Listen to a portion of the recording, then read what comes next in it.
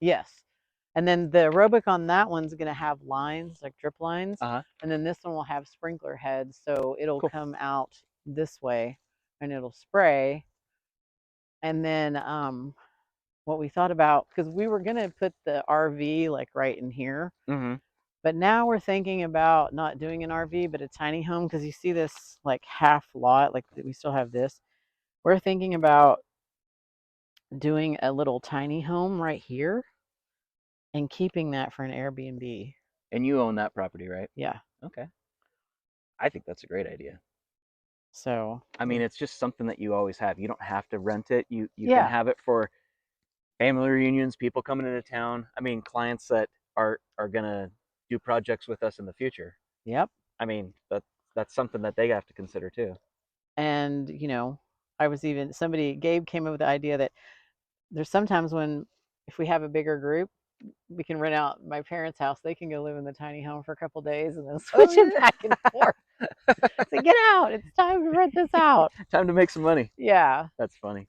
But you can see, so this was all a lot of mulch too, Sure. and they picked it up and burned it and really just want to get some ground cover going. So Cool. when we bought this property, all this was trees. Really? Okay. Yeah. We've cleared out a ton of, Did you burn it on site then, or? most of it got mulched, Okay. and then a lot of it got burned. Awesome. There was another burn pile up there, but I'll show you the back of the thing.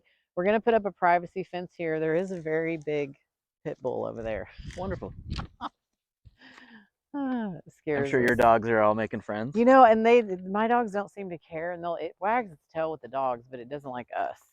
So, um,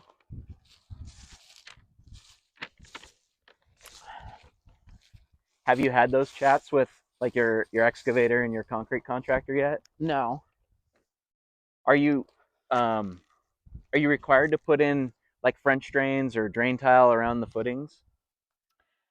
that is a good question. I don't know. Because we haven't had it engineered yet, the foundation engineer. So that's who decides. Um, The foundation engineer, the structural engineer, is the one that will tell us based on the soil sample, based on the topography, um, if that's needed or not. okay. And then it's just typically like a small site drainage plan that you would either have to come up with or not.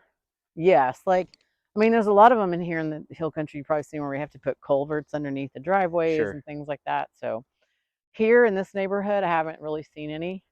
But when you get further out in the hill country, you see it a lot. I Mm-hmm. mean, one of those will Oh yeah. kill an entire lot. So usually the developer loses a lot almost per block because of that. Wow. So, I believe that, yeah.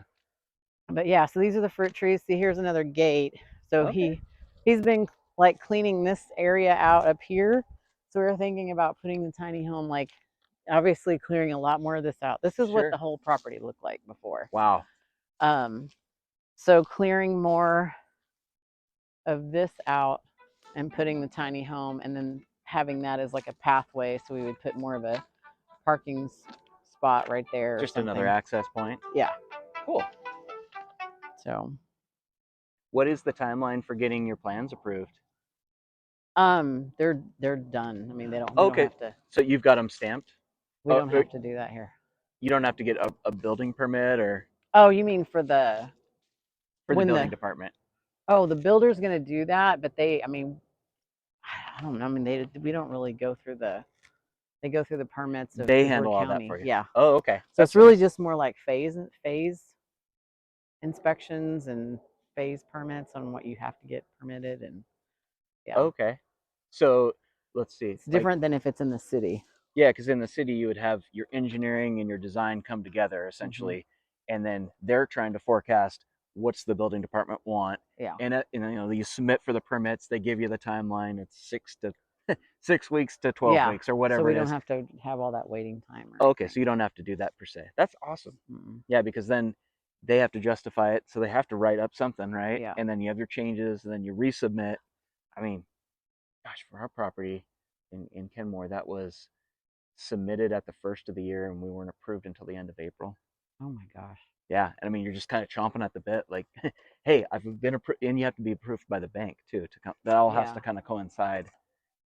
So yeah, it's just, and I think that's just the norm in a lot of Yeah. big jurisdictions. They get Yeah. used to that, and they're like, hey, yeah, we're waiting a year out. So Dang. Yeah. No, luckily we don't have to do that. So so it's really just kind of take it to the counter and pay the fee, and okay, we're ready to do it. Let's go.